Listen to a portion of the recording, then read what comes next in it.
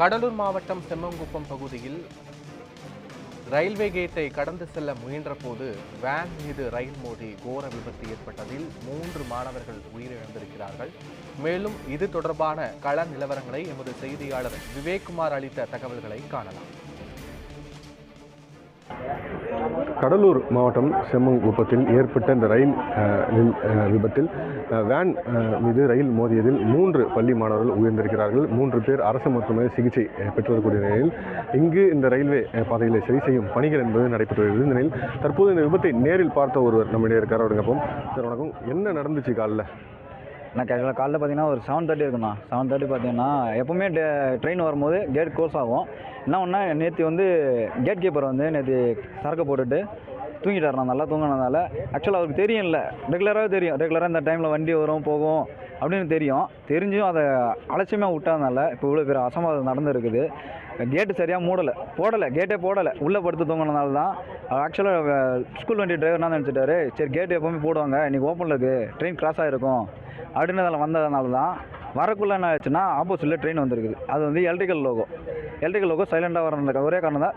Diesel லோகோனா உங்களுக்கு sound வரும், so அதனால் கண்டுபிடிச்சிடலாம் சரி ட்ரெயின் வருது. அது இல்லாமல் ட்ரெயினில் ஹாரன் சவுண்டு வரல.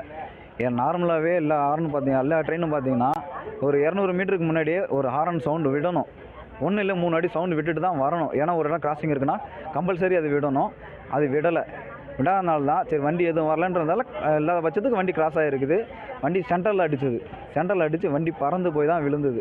அது குறிப்பாக இந்த ரயில்வே கேட் மூடப்பட்டதாகவும் அந்த நேரத்தில் இந்த வேன் ஓட்டுநர் திறக்க சொன்னாலும் திறந்ததாகவும் ஒரு தகவல், அவர் வாக்குமூலம் கொண்டு ஒரு தகவல் பரவிட்டு, இது உண்மையாக எந்த அளவுக்கு உண்மையாக கேட்டு மூடப்பட்ட கேட் திறக்கப்படுதா இல்லை கேட்டு மூடவே இல்லையா? கேட்டு மூடவே இல்லைண்ணா.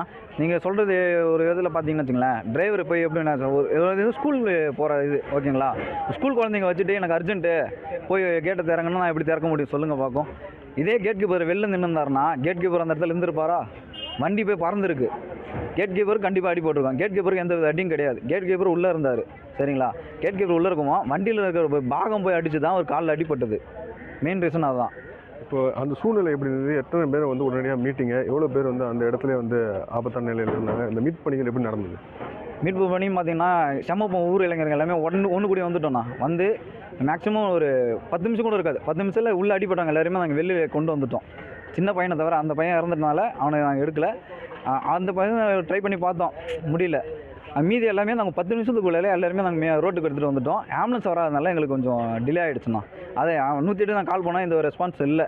அதுமாதிரி பார்த்தீங்கன்னா 108 வரதுக்கு பார்த்தீங்கன்னா மினிமம் எங்களுக்கு 45 மினிட்ஸ்லேருந்து 1 ஹவர் ஆகுது. கடலூர்லேருந்து வரணும், அப்படி இல்லை இந்த பக்கம் பூச்சத்தூர்லேருந்து வரணும்.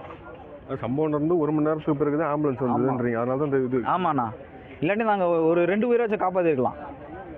குறிப்பாக இந்த சம்பவம் நடைபெற்று 1 மணி நேரத்திற்கு பிறகே இந்த இடத்தில் ஆம்புலன்ஸ் உண்டாகும்.